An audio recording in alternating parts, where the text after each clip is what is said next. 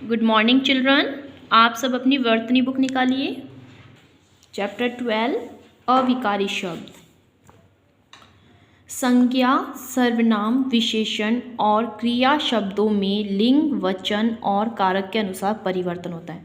संज्ञा हमने पढ़ी हुई है, सर्वनाम भी पढ़ा हुआ है, विशेषण और क्रिया। संज्ञा क्या होती है? किसी व्यक्ति, वस्तु, स्थान या भाव के नाम को हम संज्ञा कहते हैं। सर्वनाम संज्ञा शब्दों के स्थान पर जिन शब्दों का प्रयोग किया जाता है वहाँ पर सर्वनाम का। विशेषण जिसकी विशेषता बताई जाती है।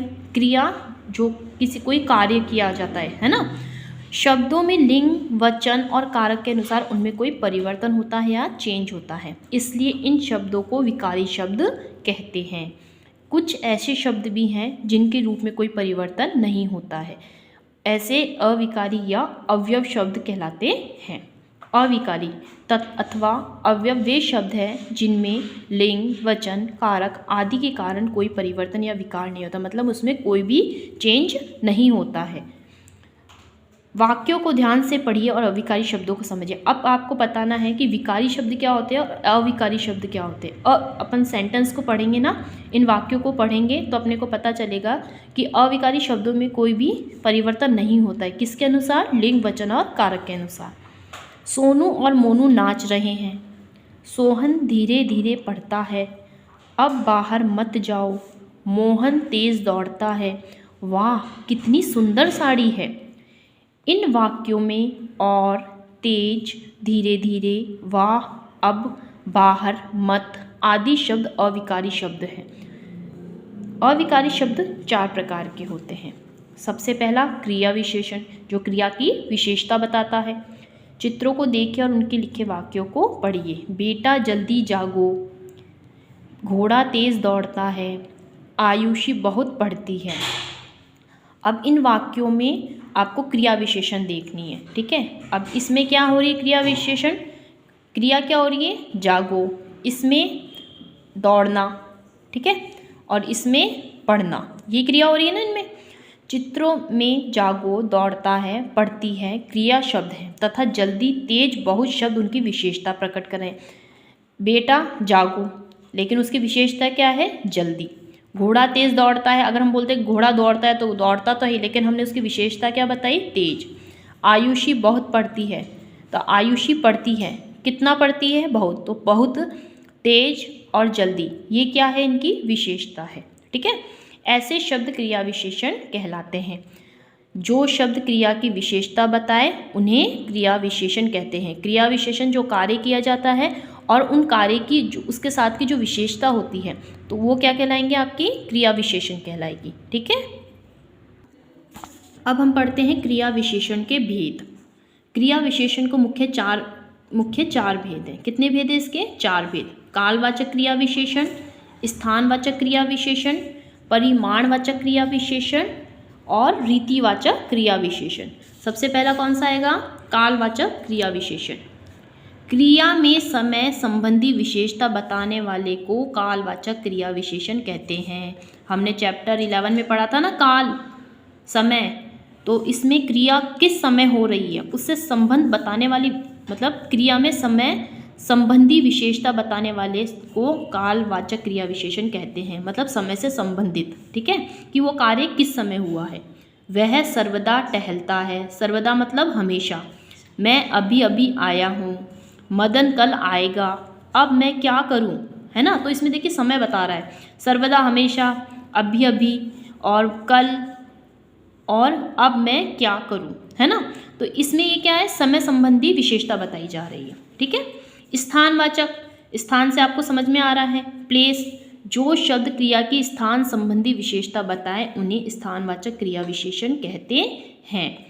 पिताजी बाहर गए हैं, तो इसका स्थान क्या हो गया? बाहर। बर्तन इधर उधर बिखरे हैं, तो इधर उधर। वह अंदर सो रहा है, स्थान कौन सा हो गया? अंदर, ठीक है। अब आता है परिमाणवाचक क्रिया विशेषण। जो शब्द क्रिया का परिमाण अर्थात माप तोल बताए उसे परिमाणवाचक क्रिया विशेषण कहते हैं। नाप तोल अपन ने पढ़ा हुआ है पहले भी, परिमाणवाचक पढ़ा हुआ है ना पहले भी। अब जैसे खूब पढ़ो, सिर्फ पढ़ो, 2 मिनट पढ़ो, 5 मिनट पढ़ो, घंटा भर पढ़ो, लेकिन हमने बोला खूब पढ़ो। ठीक है, तो इसका हमको क्या माप तोल करके क्या बताया गया, खूब पढ़ो। वह कम खाता है, वह खाता है, अब कितना खाता है हमें नहीं पता, लेकिन हमने बोला वह कम खाता है। पानी तेजी से बरसने लगा। ठीक है, तो इसमें आ गया तेजी से। ठीक है, ये होता है परिमाणवाचक। रीतिवाचक क्रिया विशेषण, रीतिवाचक से समझ में आता है किसी का ढंग बतलाना, है ना। जो शब्द क्रिया की रीति या ढंग बतलाते हैं उन्हें रीतिवाचक क्रिया विशेषण कहते हैं। जैसे रवि धीरे धीरे पढ़ता है, अब रवि के पढ़ने का तरीका कौन सा है, धीरे धीरे। ठीक है, कुत्ता तेज भौंकता है, तो कुत्ते के भौंकने का क्या तरीका है, तेज। वह घोड़ा धीरे चलता है, तो इसका तरीका है धीरे धीरे। तो इसे कहते हैं हम रीतिवाचक क्रिया विशेषण। कुछ प्रमुख क्रिया विशेषणों की तालिका नीचे दी गई है, इन्हें याद कीजिए, इनको आपको पढ़ना है। ठीक है, अब आता है ख, संबंध बोधक। ठीक है, संबंध बोधक जिन शब्द से संज्ञा या सर्वनाम का संबंध वाक्य के अन्य शब्दों से जाना जाए वे संबंध बोधक कहलाते हैं। संबंध मतलब उसका क्या रिलेशन है उससे। मकान के बाहर रवि खड़ा है, वह स्कूल की ओर गया, मैं सोहन के साथ रहूँगा। ठीक है, कुछ संबंध बोधक शब्द आगे, ऊपर के, बिना, पीछे, समान, बराबर, ऐसा, लिए, जैसा, भांति, अलावा, अनुकूल, बाहर, भीतर, द्वारा, अपेक्षा, साथ, तक, भर, सामने, पर्यंत, उल्टा, तरफ, वास्ते, आसपास, प्रति, पार, कारण, बाद, पहले आदि। ठीक है, ये सब क्या है, संबंध बोधक शब्द हैं जिसका संबंध बताया जाता है। अब आता है समुच्चय बोधक। वाक्यों या शब्दों को जोड़ने वाले शब्द समुच्चय बोधक कहलाते हैं। किसको, वाक्य और शब्दों को जोड़ने वाले शब्द क्या कहलाएंगे, समुच्चय बोधक शब्द कहलाएंगे। चित्रों को देखिए और उनके नीचे लिखे वाक्यों को पढ़िए। जैसे तुम बीमार थे इसलिए कम खाओ। ठीक है, तो तुम बीमार थे इसलिए कम खाओ, तो इसका इन दोनों को जोड़ा जा रहा है। मदन और सुरेश खेल रहे, अब देखिए ये शब्द है, इन दोनों को साथ जोड़ा जा रहा है। ठीक है, कृष्ण और सुदामा मित्र थे। ठीक है, तो अपन ने क्या पढ़ा, वाक्यों या शब्दों को जोड़ने वाले शब्द। तो इसमें जोड़ने वाले शब्द क्या हो गए, और आ गया, इसमें भी और आ गया। तुम बीमार थे इसलिए तुम कम खाओ, तो ये क्या है, समुच्चय बोधक शब्द है। इन वाक्यों में इसलिए और एवं और दो वाक्यों अथवा दो शब्दों को जोड़ते हैं, ऐसे शब्दों को समुच्चय बोधक कहते हैं। ठीक है, ये प्रमुख समुच्चय बोधक शब्द है, इनको भी आपको पढ़ना है कि कौन कौन से समुच्चय बोधक शब्द होते हैं। अब आता है विस्मयादि बोधक। चित्र को देखिए एवं वाक्यों को पढ़िए। ओ ताज कितना सुंदर है, तो ये जो ओ शब्द है ये क्या है, विस्मयादि बोधक है। आम कितना मीठा है, तो ये जो आ शब्द है ये आपका विस्मयादि बोधक है। वाह वाह मैं जीत गया, तो यहाँ पे कौन सा है, वाह वाह। उपयुक्त वाक्यों में ओ, आह और वाह वाह शब्द से मन के भिन्न भावों का बोध हो रहा है। विस्मयादि बोधक का मतलब ये होता है कि हमारे मन के भाव कौन से हैं, सुख के हैं, दुख के हैं, अच्छे हैं, घृणा के हैं, है ना। ये जो भाव निकलते हैं ना उसके लिए कौन से, उससे क्या कहते हैं हम, विस्मयादि बोधक। ऐसे शब्द क्या कहलाते हैं, विस्मयादि बोधक शब्द कहलाते हैं। जिन शब्दों से हर्ष, शोक, आश्चर्य आदि के भावों को बोध हो उन्हें विस्मयादि बोधक कहते हैं। अगर आप खुश हैं तो आपके मुंह से अच्छी बात निकलेगी, दुखी हैं तो आपके मन से अच्छे विचार नहीं निकलेंगे। ठीक है, तो जो हमारे मन से जो भाव निकलते हैं ना वो क्या कहलाते हैं, विस्मयादि बोधक कहलाते हैं। ठीक है बेटा, अब प्रमुख विस्मयादि बोधक शब्द हैं, जैसे हर्ष बोधक है आहा, वाह वाह, धन्य धन्य, शाबाश, जय। शोक बोधक आह, ऊँट, हट हट, हाय, त्राही त्राही, अगर हम मतलब हमको अच्छा नहीं लगता बोलते हैं हट हट चल यहाँ से, बोलते हैं ना हम लोग। आश्चर्य बोधक अच्छा ऐसा हुआ, ओहो क्या बात है, बोलते हैं ना हम लोग।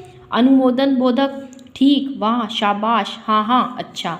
तिरस्कार बोधक छी, किसी को आपको मतलब कुछ अच्छा नहीं लगता तो आप कैसे बोलते हैं, छी, हट, अरे, दूर, दिख, चुप, अपन बोलते हैं ना। स्वीकार बोधक अगर आपको कोई चीज़ अच्छी लग रही तो हाँ बिल्कुल, जी हाँ, अच्छा, ठीक, बहुत अच्छा।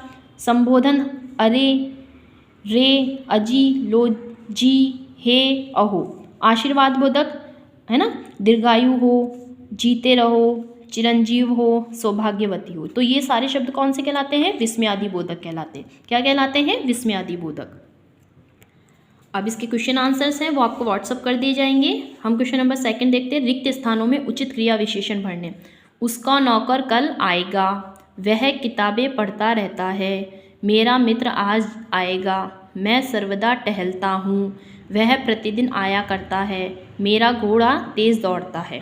ठीक है, नीचे लिखे वाक्यों में अविकारी शब्द छांटने हैं। तो मेरी बात शांतिपूर्वक सुनो, तो बात, रात दिन खूब परिश्रम करो, खूब, हट, मैं तुझसे बात नहीं करता, हट, तुम पढ़ो अन्यथा अनुत्तीर्ण हो जाओगे, अन्यथा, तुम आओगे अथवा शाम आएगा। तो यहाँ पे हो गया अथवा। ठीक है, निर्देश के अनुसार रिक्त स्थानों को भरने हैं अपने को। मेरी तरफ देखो, संबंध बोधक बताना है, तो मेरी तरफ देखो।